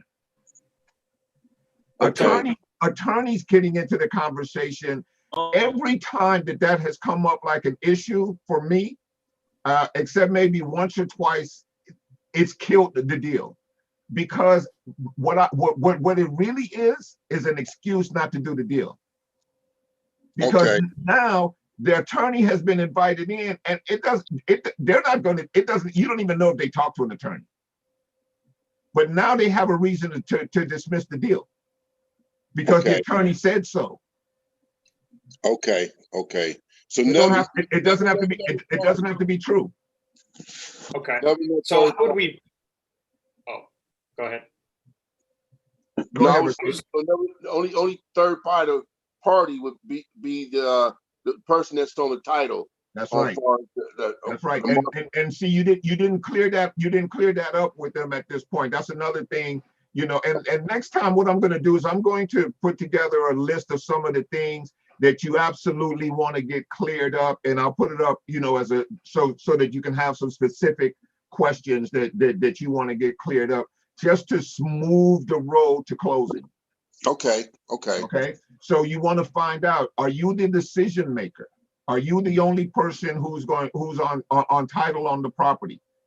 Two different questions. They're actually two different questions because, like, for instance, if he is the dominant figure in the home and he could just make this decision, the wife is going to just deal with it, and some homes are like that, then he's the only decision maker, but he's not the only one on title. Okay. Right? So you just want to clear that up in your mind so that you know exactly when you get ready to go to closing that this person is going to be able to execute. Okay. All right. Okay, so write that down as a question that you want to know. Who's on title and who's the decision makers? Okay, so when he starts to introduce the attorney, well, let me ask you, Jerry. You say you need to introduce the attorney. What is it about what we talked about that you don't understand? Is it just a matter of making? And we're back on the role plays. Me and you, Jerry. So, is there something that you're not clear about in terms of this that you think you would be clearer with by speaking to your attorney, or is it just a matter of making sure the contracts are legal? I just want to make sure the contracts are legal. And I just don't I can appreciate that, Jerry, and thank you so much for sharing that with me, because that's often a concern of people that do this. But let me just tell you a little bit. I've been doing this for years and years, and I've been, dealing with these contracts for that same period of time. We're going to go through a process called the closing, you and I. And in that closing, they will let us know if there are any issues to do with the contract at all, whether or not they can use them, whether or not they don't like the wording, all of that, because it's going to have a title attached to it. You understand what title is, yes? Right. So Okay, we're going to be closing at a title company? Well, every transaction has to have a title attached to it, because understand that we're going to be switching from your name to you. You remember when you bought the property? Yes. You remember all the process where you went in, where they switched you over from their name to that's a title process. Okay. So you understand that that title company is going to ensure this, right? They're going to ensure that that title is clean. Yes. How do they do that? I'll tell you. With attorneys. So there's no need for you to go out and go pay for an attorney to look over your documents, because it won't close if the documents aren't legal. And there's nothing in there really that I can't explain to you. So here's what I'd like to do. I'll send you over the documents right now. You take a look at the documents, and if there's any portion of the documents that you don't understand, why don't you and I talk about it? And then if you're not satisfied, then we can introduce the attorney into it. But I want to save you some money, and I want to try to make sure that we close within 30 days. And oftentimes I find that when attorneys are involved, sometimes it can, it can muddy up the waters a little bit. And I don't mean that because they're doing anything unscrupulous, but understand that they're in it for a profit as well. And you're going to pay by the hour. Yes, and I really want to get this house sold. Yeah, and I hate to say, but a lot of that profit could be gone to that attorney. Hey, Victor, and what I realize a lot of times when you go to attorneys, they always gonna find something that need to be changed so they can make money. They're in it for the money. Yeah. Yeah, that's right. That was beautiful. I like that. I like that. Yeah. Yeah, I like that. Yeah. Very educational. Yeah, get them out of there. Get the attorney, get that table cleared up of all of these ancillary, money grabbers that are going to try to get in between this. And let them look. The title company is going to look over these agreements. If there is a problem, they have attorneys on staff. Just scan through the contract. They are not going to sign on that deal if they think there's something shady, and they will come back to you and let you know what needs to be changed. Okay. So I don't suggest you spend any money on that, Mr. Seller. You're protected in this. That's why we use a third-party closing company that will protect you. Does that make sense? Yes, it does. Okay, great. So here's what we're going to do. I understand you want to do this in 30 days, so timing is of the essence, because you know how it is in every deal, right? Murphy's Law, whatever can will. So we want to make sure that we hammer through all of the obstacles, right? So we have a 30-day, we have your commitment to get this done, right? You're committed as I am. Is that correct? Yes, I am. Okay, great. And as far as the money's concerned, I don't remember the entire makeup, but assuming, okay, so we agreed to the price of such and such, and we agreed that you would walk away with X number of dollars in your pocket, and that this deal would serve your purposes and get you what you need in the time that you need it. Is that correct? Yes, and you was going to send me a proof of funds letters to make sure. Absolutely. I want to make sure that you're going to be able to close. That I'm going to be able to perform. Yes. Absolutely. I don't have a problem with that. I'll get that. I'll along with all the agreements, I'll send you over my proof of funds. And just so you guys know, you would have a problem with proof of funds? Proof of funds are easy to get. Yeah, I understand that. I'm saying, but what would you say if somebody said they needed to have a proof of funds? I don't have a problem with it if they actually need a proof of fund. But let's say that I did have a problem with it. Let's role play that. Okay, so let me ask you, the proof of funds letter. I kind of want to know what your motivation is there, because you know that this is an investor transaction, right? And you know that I'm using monies that either I have or my partners have. So a traditional proof of funds letter is a little bit different than what do you understand what a proof of funds letter is? Yes. Okay. So tell me. My concern is that I had a friend who was selling the property with an investor. Got it. And he went to the closing, and the investor could not close. Okay, because Was the the investor funds buying the wasn't in property? order. Was the investor buying the property himself? Yes. Okay, so that's a little bit of a different scenario. If the investor, if I was buying it myself, I would probably either just send you over a bank statement showing a balance or, you know, something like that. But we're investors, and we basically shop for a very highly qualified group of people who will cut a check. Okay. Okay, great. So yes. yeah, so I could send you a proof of funds letter, but I don't necessarily think that it's necessary on the upfront because we're not committed to anything right now, and I don't know if it'll make a difference. It'll just give you a warm, cozy feeling. It's not going to guarantee you anything. Do you understand that? Because you know anybody can print out a proof of funds letter off the internet, basically. So what I'm saying here is that we've been doing this for years and years. We have no reason to, you know, not do this deal. We love this deal. We think that this deal is profitable, and we think that everybody is going to win on this. So we have no reason to not do this deal. Now, if at some point, let me ask you this: do you have a website I could go to see who you are and how you guys do business? That's a great question. That's a great question. I've heard that before. Why did you particularly ask that? Did you have an experience or something that, you know, that turned you off, or is this just where's it coming from? No, I haven't had an experience, but you get so many people calling you out of the blue. I've had tons of calls of people calling me about this property. And most of them are just wasting my time. Okay, so and I just want to be for sure who you say you are, and you're going to do what you say you're going to do. Okay, so that's different than a website, and here's why I say that. Anybody can throw up a website and they can put any information they want to on a website. You understand that, right? You understand that probably half of the websites out there are filled with bogus information? Yes. So that's not really a target for us to do as far as that's concerned. Now, I can send you over my credentials and let you know who I am. And I have a couple of marketing sites out there that you can check out. Okay. But, you know, we don't really use website. I mean, we're a small operation and we kind of operate all over the country, right? A website is not something that is of value to us other than a billboard, and we don't necessarily use billboards.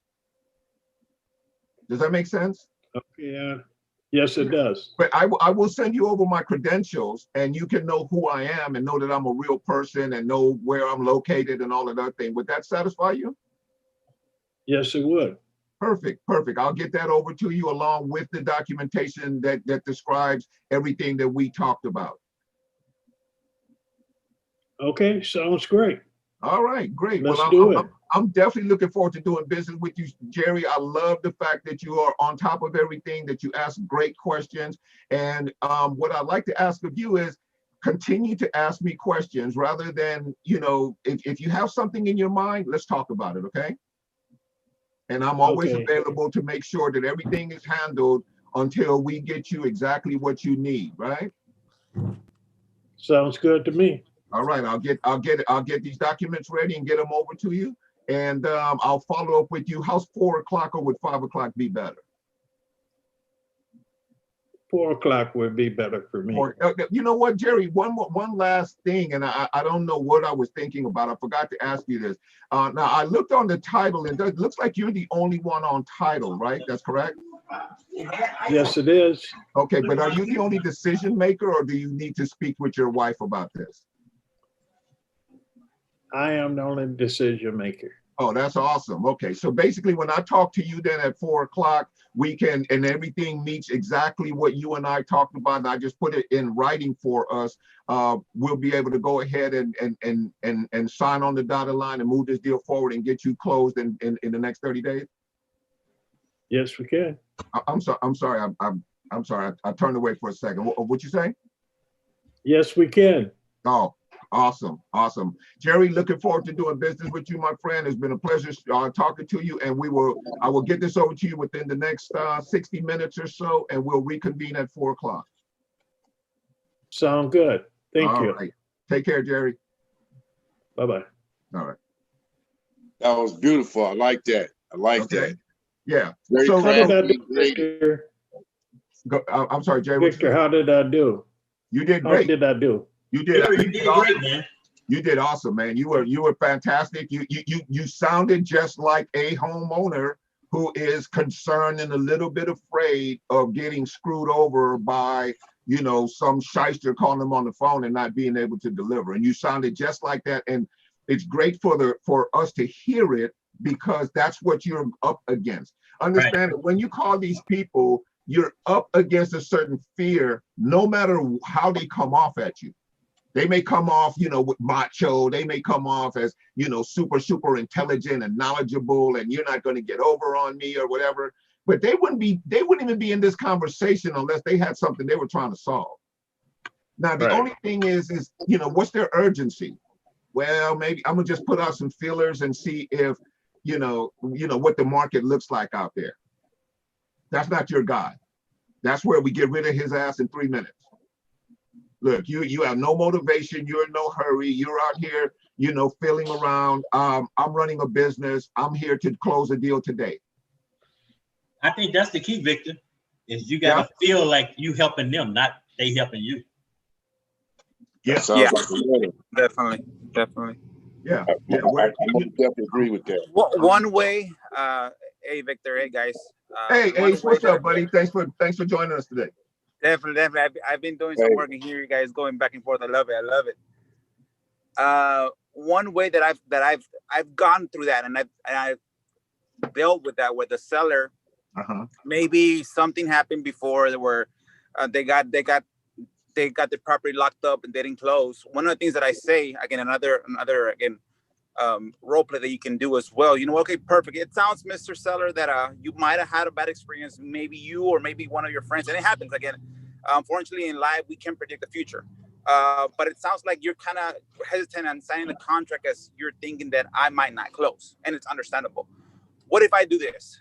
What if after my buyer required inspection period, which is around 20 days, what if I put there that I can deposit a $10K non-refundable deposit after the 20-day inspection period? Is that something that will make you more confident in me being able to buy that property, or still you'll be hesitant and asking me for maybe like a proof of funds or a website? Where are we with that? Okay, I like that. Now, here is the only concern, and you're speaking from somebody who, you know, has obviously been in the game a little longer and has resources or has access to resources. Understand what I said there, guys. It doesn't mean that he has to come out of pocket with 10K, but he is going to sell this and let the person that he's selling it to understand that 10K is going to be required. Right? So it's not necessarily his money. He's using that to do the close, and it's not something that he cannot get done. He will just simply sell it in that fashion. You need to bring 10K to the table. And one of the things about that, throwing that to the seller, you'll know if the seller's BSing you around and is not going to sign the contract, or if he's going to sign the contract. Oh, that's rich. Acid test. Because if he says, well, then he's just bullshitting with you. Yeah, I'm telling you, I'm putting 10K on the line to buy your property. Now you're asking me for a website. You're asking me for proof of funds. You want to talk to an attorney. It sounds like you don't really want to sell your property, and it's understandable. Again, I don't buy properties that sellers don't want to sell to me. Right. Yeah. Is this over, Mr. Seller? Because it sounds like it's over. Even if I tell you whatever that you want to hear, it sounds like you got to come up with another excuse. And it happens. Again, it happens. I don't buy every property. But are we going to go forward with this? Or like Victor said, is it over? Yeah. Is it over? And you have to assume that stature. You have to assume the stature in this conversation that you're a professional that's done this 1,000 times, whether you have or not. But you have to present yourself with the stature of, I've done this many times. How do you do that? You do exactly what we're doing right now. You practice, you study, and you have your, you know, a level of game on, and you don't go out of your lane.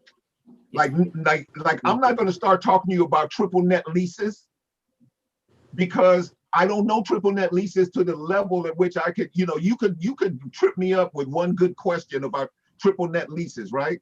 I don't know. But what I do know, I know because I study, right? And I practice and I learn. So know your game before you think that you're not going to be able to just bullshit everybody. Some people you're going to have to come correct. Yeah. You know, and that's just knowledge. It's just understanding, right? And then understanding also that you're in part of a network of resources. All of us are a resource. And for all you, go ahead, you guys that are thinking, well, where the hell am I gonna get a 10K? I told this guy I was gonna get 10K. Well, that's where the 20-day inspection period is. If at day 10, like me, I do some wholesales. At day 10, I don't find anybody. At day 15, I don't find anybody. Well, at day 18, I'm emailing the guy. After our inspection process, unfortunately, we would like to retract our purchase agreement. That's it. No 10K, no nothing. If he says, well, what happened? Oh, you know what? The price, it looked like it worked. After my guys went in there, I'm overpriced, so I'd rather cancel it and you go get another buyer. What am I doing that? I'm pushing the seller away. He already thought that it was sold. So now what's on my leverage side? I can renegotiate because this guy already thinks I'm putting 10K down if it was a good deal. So now, well, can you do maybe 200K? Okay, maybe I'll consider that. Let me talk to my partner real quick. So you see, if the biggest issue for you guys, well, I don't have the money to put down. If your paperwork is right, you can cancel any contract as long as it's written, emailed, and delivered to the person, and you're not holding no bag. You don't have to put any deposit. And again, it's transactions. Again, not every investor that puts a house on the contract buys it. Things happen, inspections happen, house didn't sell on the resale for your side, so you didn't get your money back. Again, we're investors. But all you got to do is, like Victor says, you got to be strong and be confident, because a lot of sellers will push you around if you're allowed to be pushed around. And they can hear that in your voice. So that's why you got to do, you got to give good phone. Remember, guys, they don't see you when you're calling the phone. So your voice is your smile, your confidence, your money in your pocket, your cars. So again, all that confidence can be taught to be able to be put through the phone. So where the seller hears that, oh shit, this guy's a real deal. He called me on my bullshit. I asked him for a website. He's like, well, I don't have a website. I can buy houses. I don't have a website. Again, is that gonna break the deal? Oh, what's the proof of funds? Well, it sounds like you're just asking me excuses to cancel this contract. Like the guy yesterday, you're looking for a way out before we even go into contract. Yeah. And if that is, like, no matter what I tell you, you're still gonna say no to me. So I'd rather just retract my offer and you go sell your property. Oh, no. I do want to sell it. I just have a little questions. Perfect. Okay. Stop your bullshit. Let's move forward. So I have a question on that, Ace. So with the $10,000, is that a down payment, or is that supposed to be your earnest money? That's your earnest money, basically. So let's say if it's right. Well, so the thing is I mean, you're technically not under contract without consideration. So if you don't put down, earnest money within a certain period of time, you technically don't even have a contract. You know what I mean? With the seller in terms of that. Yeah, on consideration, it can be $10. It can be on the contract, and the second clause is we do 10K, $10K after the 20-day period as a non-refundable. Well, yeah, right. So the thing with that is you're telling, okay, seller, I'm super serious about this. I'm gonna put $10,000 down. I mean, if you're 10, 15 days after they've initially signed the contract, wouldn't that seller be like, hey, where's the earnest money? Is it with the title company? How do you work that? It sounds like you got a good system with it. When they call me, say, hey, what's going on with the property? Well, my inspectors are up in there, and they're trying to get. I just got a few things on the AC that I need to check. I'm still doing further inspections. Everybody's running projects, so I'm trying to pull people from different places to go check the foundation, check the wiring, check the AC, check the roof, check everything. So you put your objection deadline after your earnest money deadline? Yeah, so the consideration is just to make the contract binding. And if they give me this BS, you know what, sir? What if I add there under other provisions that after the 20-day inspection period, if I go forward, I'm going to deposit a $10K non-refundable deposit. Would that make you feel ready to go, or still no? So again, under other provisions, you can put anything. My contracts are like yours, probably a $10 consideration. Like the guy yesterday, he wanted $1,500 consideration. No, I'm gonna give you 10. Now, if you don't want to sell it to me, perfect. Go sell it somewhere else. But if your best bet is talking to me and getting the house sold, but I cannot convince you of that. You have to convince yourself that what I can bring to the table works for you. And if the $10 non-refundable, me putting it on the contract as other provisions, but making sure that I do a $10 binding contract, which makes the contracts binding. If that works for you, perfect. And if it doesn't, you know what? Thank you for being so nice to me on the phone. I wish you can sell your house again, and I'll follow up with you in about 3 months. Yep, that's good. So that was awesome. So after the inspection period, a larger earnest money deadline for someone who's newer. That's good, man. I love that. That's a good approch. So thanks for sharing. And remember, all these contracts are negotiable. You can put whatever on. You know what? After 20 days, I'm gonna wear a red shirt and I'm gonna buy your house. Anything. You can put anything. But the main thing here that I've learned from Victor and Justin and other guys in the group, you gotta be confident. Absolutely. If you're a pushover, people are gonna push you over.